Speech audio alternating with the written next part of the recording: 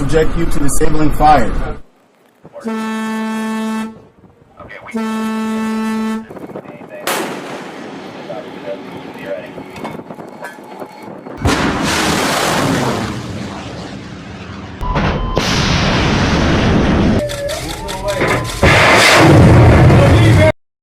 Selat Hormuz kini bukan lagi sekadar jalur perdagangan dunia, melainkan sebuah arena pemakaman bagi ambisi besar negara-negara adidaya. Bayangkan sebuah benteng baja senilai $1 miliar yang diklaim tak pernah tersentuh oleh rudal maupun drone, kini terombang-ambing di tengah kepungan maut. Langit yang biasanya tenang, kini dipenuhi oleh dengungan ribuan drone kamikaze yang siap menghujam dari segala arah. Ketika blokade berubah menjadi pembajakan dan diplomasi digantikan oleh desing peluru, satu pertanyaan besar muncul ke permukaan. Apakah kita sedang menyaksikan keruntuhan dominasi militer Amerika Serikat di tangan aliansi rahasia yang tak terduga? Di sini, di perairan yang memanas ini, sejarah baru sedang ditulis dengan tinta darah.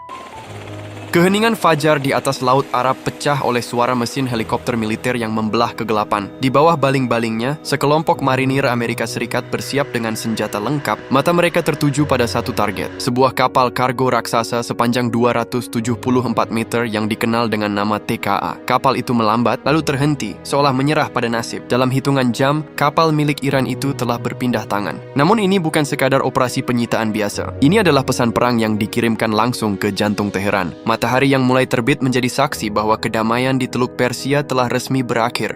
Ketegangan ini tidak muncul dari ruang hampa. Amerika Serikat bersama armada Israel, semua bermula dari keberhasilan operasi Epic Fury pada 28 Februari lalu. Jet tempur siluman F-35 dan pembom raksasa B-2 Spirit melancarkan serangan udara yang menghancurkan fasilitas nuklir serta markas militer Iran. Dampaknya luar biasa. Khamenei, sosok yang telah lama duduk di tampuk kekuasaan Iran, tewas dalam serangan tersebut. Iran yang terluka tidak tinggal diam. Sejak saat itu, aroma balas dendam mulai tercium di setiap sudut Selat Hormuz.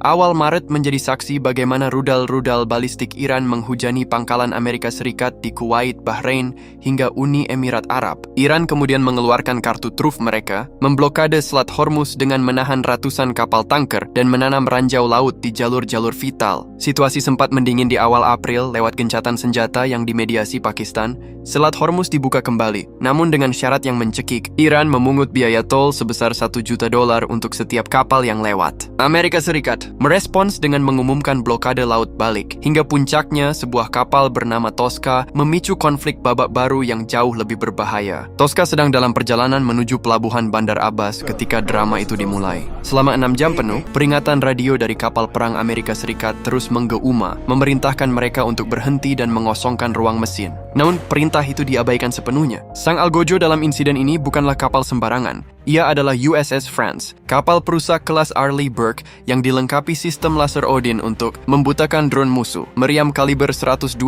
mm, serta 96 sel peluncur rudal Tomahawk. Kapal senilai $1 miliar ini melubangi ruang mesin Tosca tepat di tempatnya sebelum marinir menaikinya. Donald Trump pun memberikan pernyataan melalui Truth Social, menegaskan bahwa USS France telah melumpuhkan Tosca karena menolak perintah resmi. Namun di balik aksi penyitaan yang heroik Amerika, tersimpan misteri besar. Mengapa Tosca begitu penting? Berdasarkan data pelacakan kapal, Tosca menghabiskan sebagian besar waktunya bolak-balik antara China dan Iran. Ia tercatat pernah mematikan transponder IS, identitas elektronik maritim, selama berhari-hari di perairan yang dikenal sebagai lokasi transfer ilegal. Kapal ini sempat singgah di Cina Selatan pada Maret sebelum muncul kembali secara misterius. Apa sebenarnya yang diangkut Tosca dalam perutnya selama berbulan-bulan tersebut? Apakah ada sesuatu yang jauh lebih strategis dari sekadar barang dagangan biasa yang membuat Amerika Serikat nekat melubangi lambungnya? Balasan Iran kali ini datang dengan strategi yang jauh lebih cerdas dan mematikan. Dari markas komando tertinggi Khatam Al-Anbiya, Iran meluncurkan serangan gerombolan drone kamikaze. Shahid 136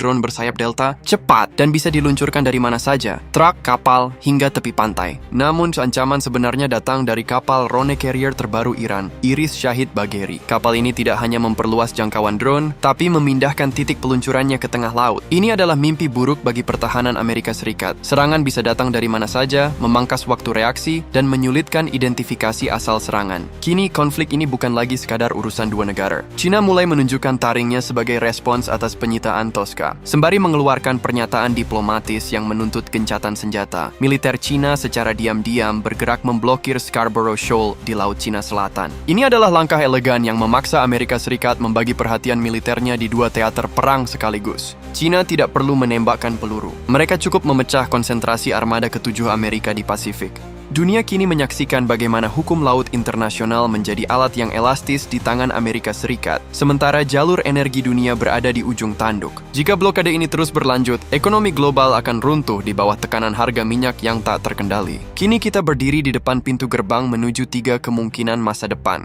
Skenario pertama, gencatan senjata baru akan tercapai jika tekanan diplomatik dari China dan Pakistan berhasil memaksa Amerika Serikat mencabut blokade dan mengembalikan kapal Tosca. Skenario kedua, konflik ini akan terus menggantung dalam ketidakpastian. Iran akan terus melancarkan serangan drone kecil yang mengganggu, sementara Amerika memperketat blokade. Hasilnya, harga minyak dunia akan tetap tinggi tanpa ada pemenang yang jelas. Namun skenario ketiga adalah yang paling menakutkan bagi dominasi Barat. China memutuskan untuk mengawal tanker-tanker Iran secara terbuka dengan kapal perang mereka. Di titik itu, Amerika Serikat harus memilih, berkonfrontasi langsung dengan kekuatan nuklir China di Selat Hormuz atau mundur dan mengakui bahwa era dominasi mereka di Teluk Persia telah resmi berakhir. Apapun yang terjadi, dunia tidak akan pernah sama lagi setelah insiden di Selat Hormuz ini.